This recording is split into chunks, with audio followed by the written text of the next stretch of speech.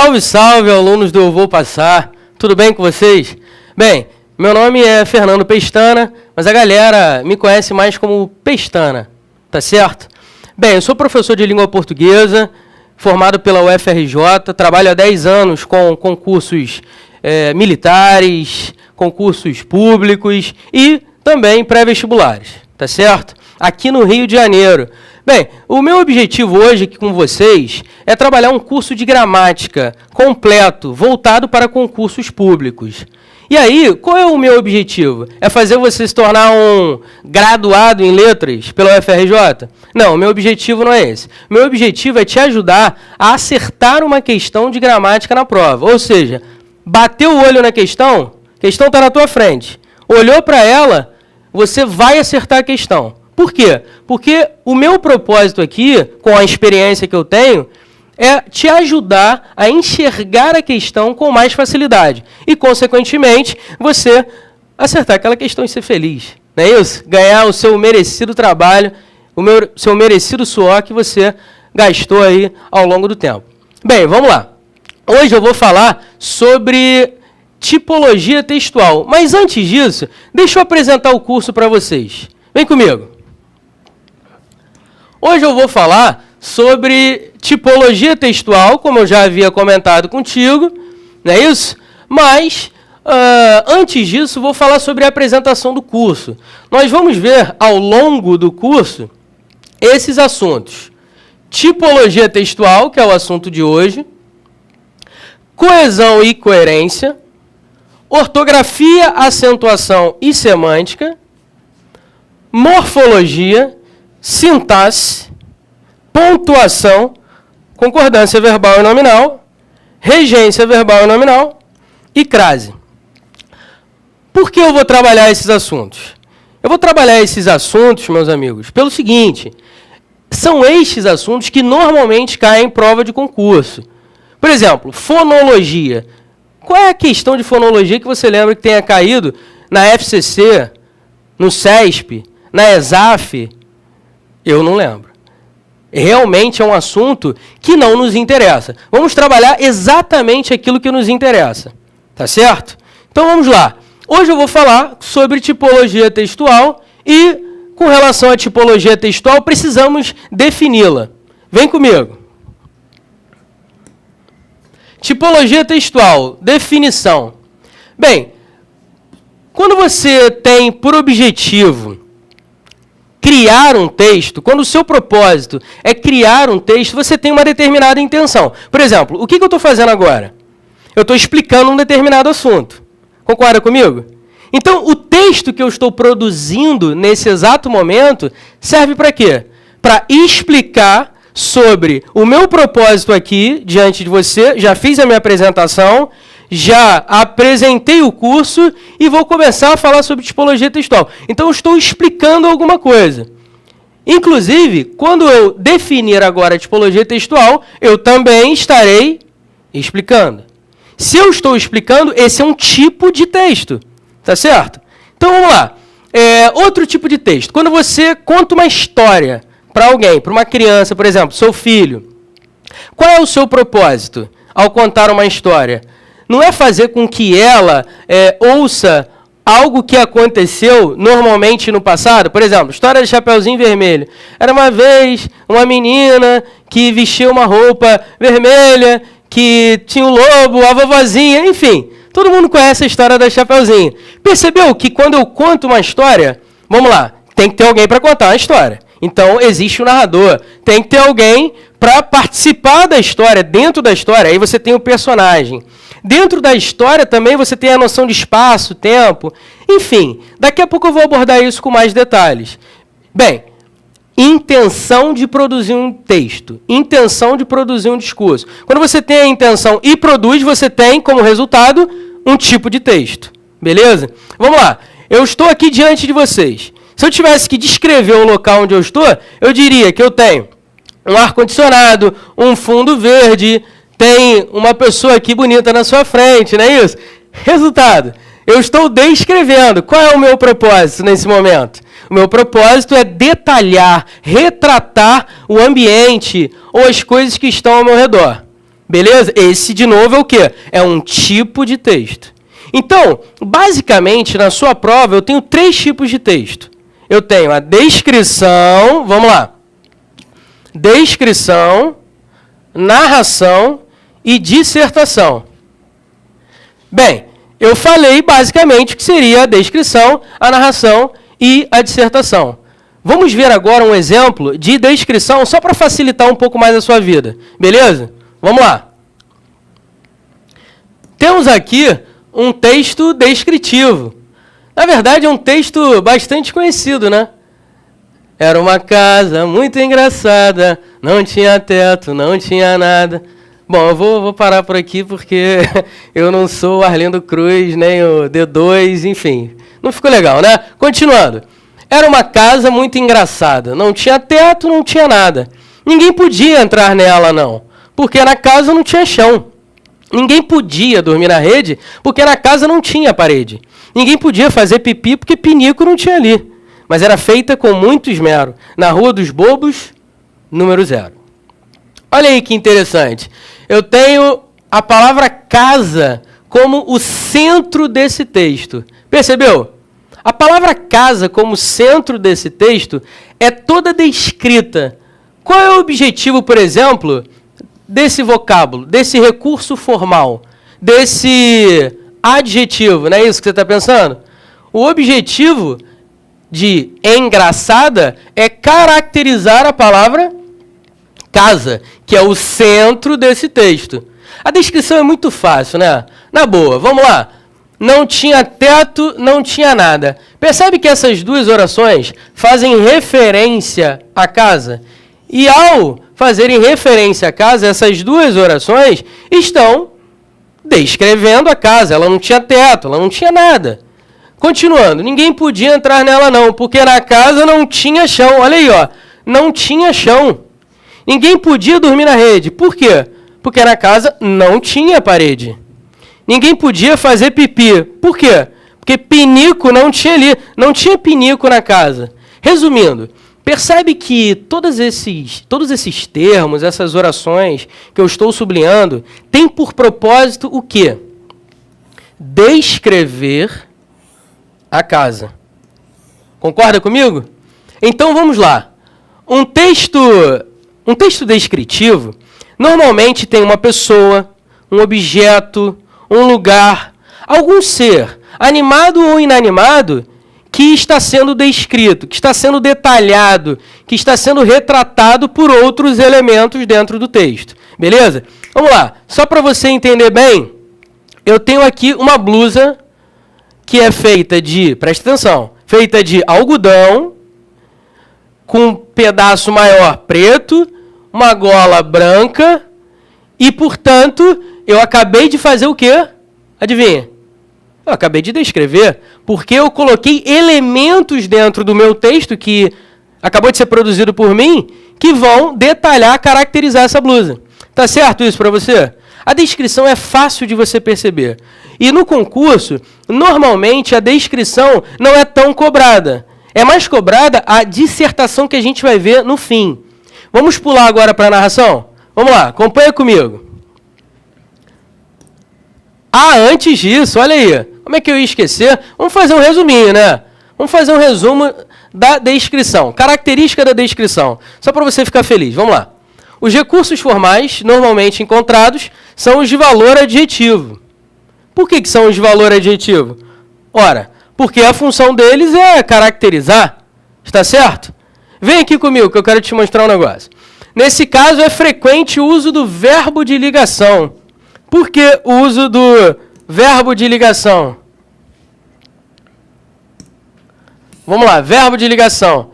Eu tenho aqui o verbo de ligação, que é, normalmente, vem aqui comigo de novo, vamos lá. Eu tenho aqui o verbo de ligação, que é o verbo ser, o verbo estar, o verbo ficar. Normalmente é o verbo ser. Por que o verbo ser? Vamos lá. Quando você está com uma dúvida, uma palavra, você procura no dicionário, não é isso? E aí, ao procurar no dicionário, você tem uma determinada definição da palavra. Então, por exemplo, amar. Aí está escrito lá, amar dois pontos. Verbo transitivo, direto, que designa a ideia de amor e por aí vai. Agora raciocina comigo. No lugar desses dois pontos, você poderia colocar um verbo de ligação, não poderia? Olha aí, ó. Amar é. Amar é o quê? Aí vem a definição, vem a caracterização, vem a descrição, por assim dizer, do que é amar. Amar é verbo transitivo direto, designa uma ideia de amor e por aí vai. Beleza? Então, normalmente você tem verbos de ligação. Percebe como começou o texto? Vem aqui comigo. Vou voltar aqui para você. Era uma casa muito engraçada. Olha aí o verbo de ligação. O verbo de ligação normalmente é usado na descrição. Fica aqui a dica, hein? Voltando. Vamos lá, características da descrição. Geralmente aparece dentro de um texto narrativo ou dissertativo. A descrição sozinha dificilmente acontece. Ela normalmente vem dentro de um texto narrativo ou de um texto dissertativo. Está certo? Por exemplo, nessa música que a gente acabou de tentar cantar, eu tenho Era uma casa muito engraçada. Percebe que tem a voz de alguém contando algo sobre alguma coisa, que seria a casa? Seria o personagem, a casa? Olha aí, era uma casa muito engraçada. Ele está contando algo sobre alguém. Então eu posso dizer que aquele texto que a gente viu, ele também tem características de narração. Só que normalmente, predominantemente, ele é o quê? Descritivo. Por que ele é descritivo? Porque ele tem muitas marcas de descrição. Marcas que vão detalhar a casa. Beleza? Então vamos lá. A descrição aparece sozinha? Dificilmente. Pode aparecer, mas dificilmente. Normalmente ela aparece dentro da narração ou dentro da dissertação. Beleza? Fica a dica, hein? Vamos comigo, continuando. A descrição normalmente tem linguagem clara, em uma enumeração. Então vamos lá. Vou falar sobre uma outra descrição. Vamos supor que você mora no Rio de Janeiro, tá certo? E aí, se alguém perguntasse, poxa, Pestana, como é que é o Rio de Janeiro? Aí eu diria assim, cara, o Rio de Janeiro é uma cidade maravilhosa. Por quê? Porque tem praia, tem rio, tem montanha. Cara, tem tudo num lugar só. Por isso é chamado de quê? Cidade maravilhosa.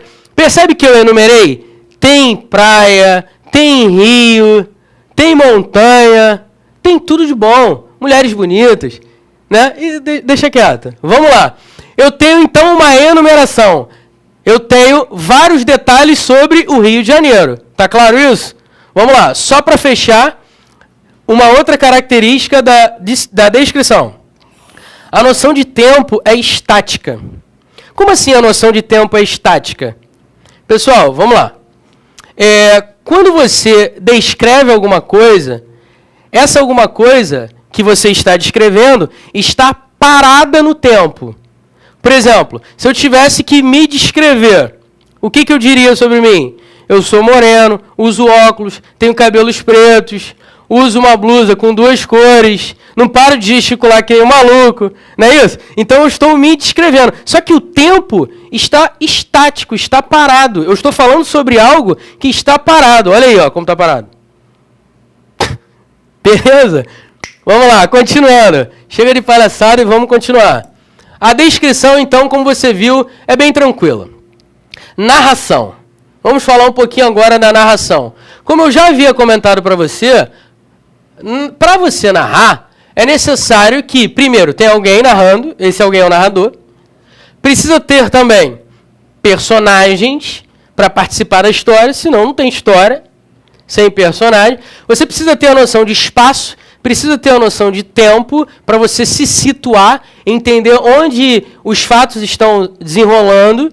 Você precisa também ter um enredo, ou seja, um início, um meio e um fim. É claro que tem alguns filmes, por exemplo, que a gente vê que o filme é de trás para frente, ou tem vários momentos que ocorre flashback. O que seria o flashback? O flashback é o momento em que, dependendo do tempo da narrativa, há uma lembrança do que aconteceu no passado. Tá certo? Esse seria um flashback. E tem também o clímax, que é o ponto principal da narração. Vamos ler essa história aqui? Acompanha aí comigo. Numa noite brilhante do mês de fevereiro, Fernando e Juliana caminhavam pela rua que conduzia à praça. Ao sabor das estrelas, como em um conto de fadas, ela estava totalmente apaixonada por mim. Era o momento ideal para ser atrevido, surpreendendo-a. Foi nesse momento que o rapaz, infelizmente, este sou eu, tomou um tapa daqueles na cara. Eita, bendita autoestima. Percebeu? Olha aí os elementos da narração. Primeiro de tudo, elemento principal da narração, verbo no passado. Galera, preste atenção. Olha aqui. Vem aqui comigo. Para você narrar, e narrar é contar uma história, essa história precisou ter acontecido. Se a história precisou ter acontecido, consequentemente, meu amigo, você vai usar o verbo o quê? No futuro? No presente? No momento em que eu estou falando? Não, ela já aconteceu, então você vai usar o verbo no passado. Passado, pretérito perfeito, pretérito imperfeito, pretérito mais que perfeito, são as marcas da narração. Fica ligado nisso. Agora vem comigo de novo. Além disso, eu tenho, volta aqui no texto, numa noite brilhante do mês de fevereiro. Numa noite brilhante do mês de fevereiro. Olha aí, ó. Numa noite brilhante do mês de fevereiro, eu tenho uma ideia de tempo. O tempo é uma das marcas da narração, assim como o verbo no passado. Continuando. Fernando e Juliana caminhavam pela rua. Opa. Fernando e Juliana? Quem são estes? Fernando e Juliana. São os personagens. Exatamente. Olha aí, ó. Personagens. Eles fazem parte dessa história. A história vai se desenrolar em cima deles. Pela rua que conduzia à praça. Olha aí, ó. A noção de espaço, de ambiente, de local. Então eu tenho aqui a noção de espaço. Que conduzia à praça ao sabor das estrelas. Como em um conto de fadas, ela estava totalmente apaixonada por mim. Hã? Por mim? Como assim por mim? Por mim, o cara que está narrando.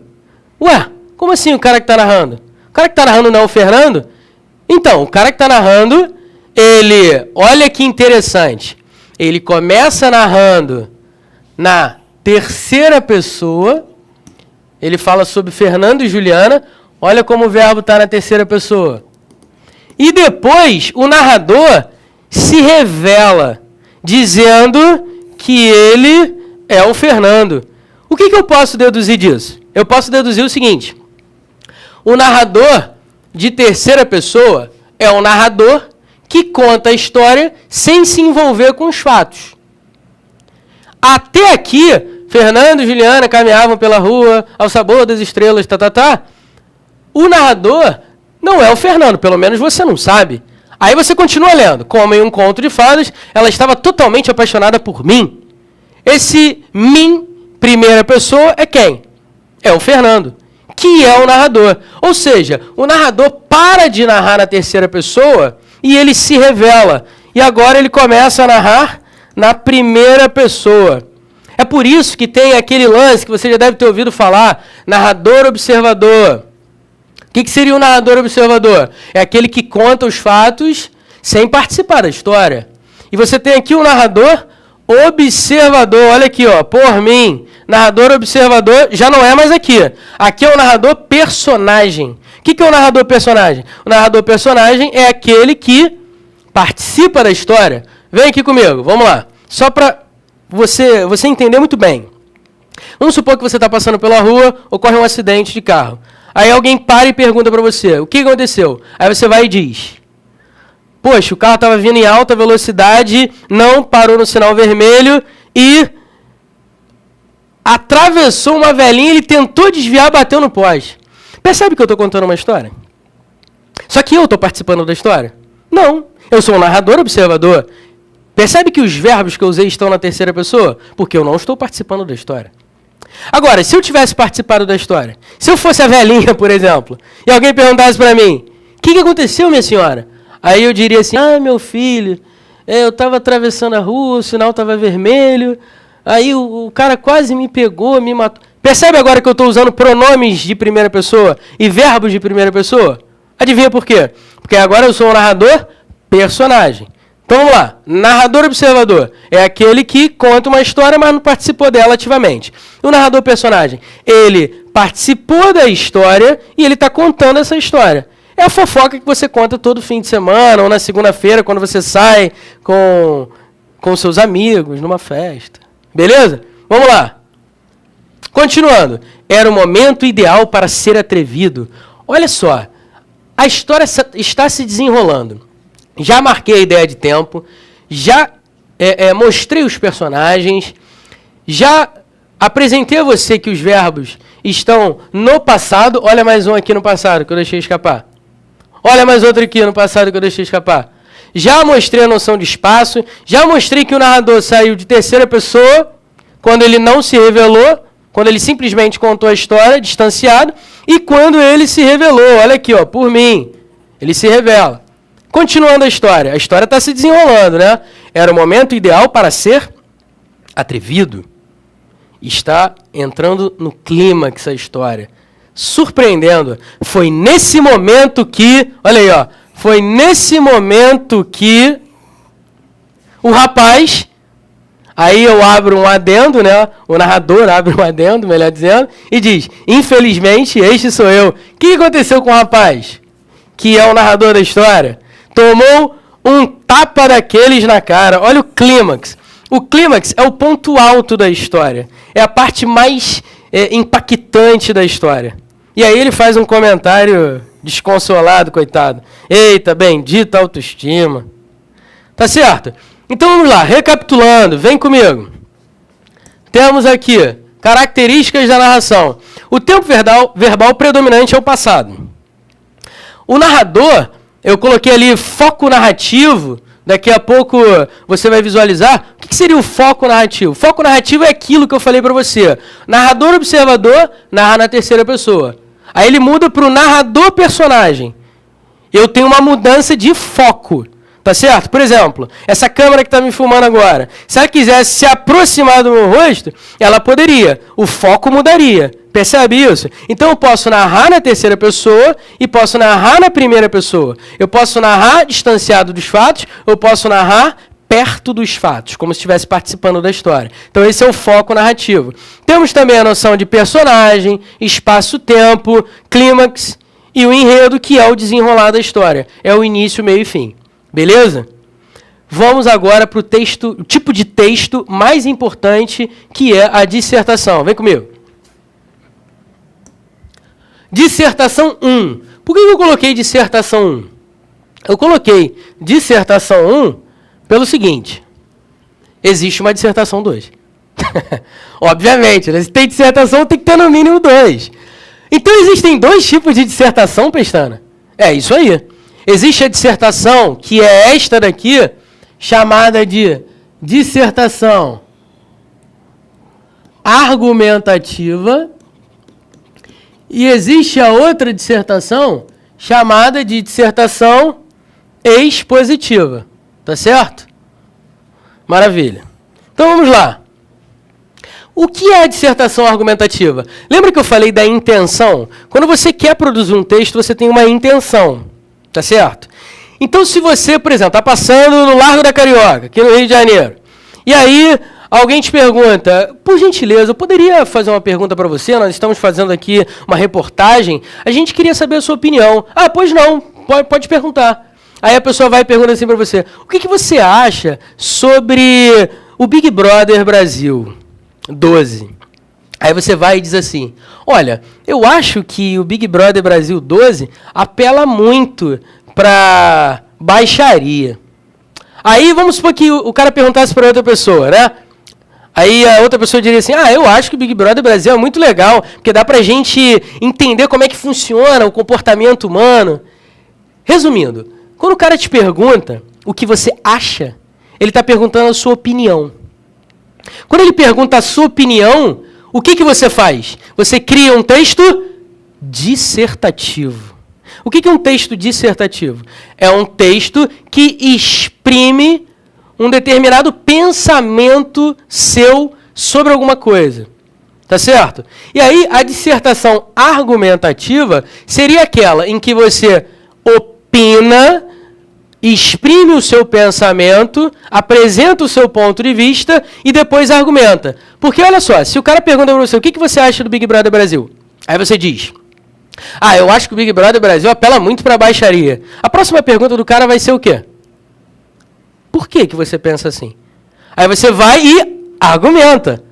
Aí o que você diz? Eu acho que o Big Brother Brasil apela muito para a baixaria porque você vê mulheres seminuas, você vê as pessoas se comportando de uma maneira sem moral, desrespeitando os bons costumes. Percebe que eu comecei a enumerar uma série de justificativas para a minha opinião? O que eu estou fazendo? Argumentando. A argumentação no dia a dia é coisa mais banal. Por exemplo, você comprou uma coxinha de galinha na esquina, né, na padaria, comeu a coxinha, que gostoso, aí a pessoa pergunta do teu lado, por quê? Poxa, porque ela tem catupiry, então eu vou pedir uma. Pronto, você acabou de argumentar. Você deu a sua opinião sobre a coxinha e argumentou dizendo que ela tem catupiry e por isso ela é boa. Beleza? Vamos lá. Acompanhe esse texto aqui que não tem nada a ver com coxinha de galinha, é um texto mais sério. Vamos lá. A questão da segurança nas grandes metrópoles pode ser resolvida... Vamos lá. A questão da segurança nas grandes metrópoles pode ser resolvida com uma eficiente administração política. Certamente, a força governamental tem poder de sobra para eliminar os poderes paralelos e marginais. Isso ficou claro no confronto entre a força militar do Rio de Janeiro e os traficantes, comprovando uma verdade simples. Se for o desejo real dos políticos limpar a sujeira das ruas, teremos dias melhores. Para isso, portanto, não podemos ter uma atitude de conformismo. Precisamos cobrar as autoridades se, de fato, desejamos uma mudança efetiva. Vamos lá, o texto é um pouco mais sério, fala sobre a questão da segurança nas grandes metrópoles, e isso fica muito claro nesse momento. Em que momento? No momento em que, na primeira frase, você tem o tópico frasal. O que seria o tópico frasal? Tópico frasal seria normalmente a primeira frase do parágrafo dissertativo em que você expõe o seu ponto de vista. A questão da segurança nas grandes metrópoles pode ser resolvida com uma eficiente administração política. Ou seja, do seu ponto de vista, a questão da segurança nas grandes metrópoles tem uma solução. Qual é essa solução? Uma eficiente administração política. Esse é o seu ponto de vista. Eu chamo essa primeira frase de tópico frasal. O que seria o tópico frasal? O tópico frasal é normalmente a primeira frase do parágrafo dissertativo em que você expõe o seu ponto de vista. Tá certo? Então, a minha tese dentro do tópico frasal, ou seja, o meu ponto de vista dentro do tópico frasal é: existe uma solução para a questão da segurança nas grandes metrópoles. E essa solução é o quê? Uma eficiente administração política. Continua lendo o texto. Certamente, a força governamental tem poder de sobra para eliminar os poderes paralelos e marginais. Olha aí, ó. Esse aqui é também, esse período é também um outro tópico frasal. Mas percebe que esse tópico está argumentando em relação ao período anterior? Ou seja, para que haja uma eficiente administração, ou melhor, para que haja uma solução na questão da segurança, é preciso uma eficiente administração política. E aí, o que é necessário? A força governamental tem poder de sobra para eliminar os poderes paralelos e marginais. Esse é o meu ponto de vista. Esse é um segundo tópico frasal. Do meu ponto de vista, a força governamental tem poder de mudar o cenário nas grandes metrópoles. Aí, olha o que acontece em seguida. Isso ficou claro no confronto entre a força militar do Rio de Janeiro e os traficantes, comprovando uma verdade simples. Se for desejo real dos políticos limpar a sujeira das ruas, teremos dias melhores. Percebe você que esse período aqui está argumentando? Argumentando o quê, Pestana? Eu estou dando um exemplo recente de que a Força Militar do Rio de Janeiro baniu os traficantes, instalando as UPPs, ou seja, houve uma eficiente administração política, e, consequentemente, a questão da segurança nas grandes metrópoles pode ser resolvida. Então, eu tenho uma opinião, defendo a minha opinião com um exemplo e, consequentemente, a minha opinião fica mais persuasiva. Eu consigo convencer mais o meu ouvinte ou o meu leitor daquilo que eu estou falando, porque eu argumentei. Aí eu concluo o parágrafo dissertativo. Para isso, portanto, não podemos ter uma atitude de conformismo. Precisamos cobrar as autoridades se de fato desejamos uma mudança efetiva. Observe que, nesse último período, eu estou concluindo a minha ideia. E por que eu sei que eu estou concluído? Eu estou usando aqui uma conjunção conclusiva, lembra dela? A gente vai falar sobre elementos coesivos mais para frente. Mas vamos lá, eu estou concluindo toda a ideia anterior, retomando que a questão da segurança pode ser resolvida, mas nós também devemos nos envolver para ajudar. Tá ok? Maravilha.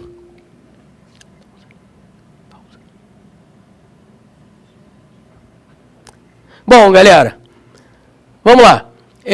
Eu agradeço a oportunidade e finalmente nós nos conhecemos, não é isso? Eu vou parar por aqui hoje, para que não seja muito extensa a aula. A partir da aula que vem, o que eu vou falar? Ainda sobre tipologia textual e vou fechar o caixão. Maravilha? Muito obrigado. Valeu, galera.